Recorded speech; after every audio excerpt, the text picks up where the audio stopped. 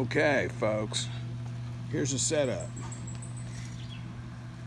We've got the new winch hooked up to a clevis or a snatch block with another snatch block on this end with a clevis, heavy chain around the lower A-arm because we're pulling this out right here.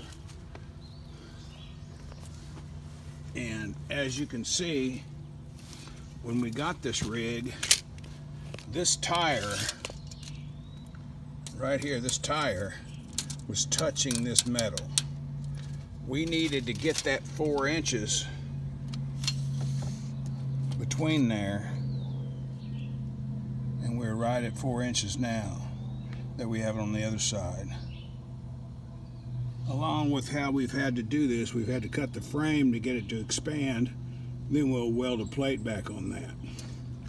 And that's the update today.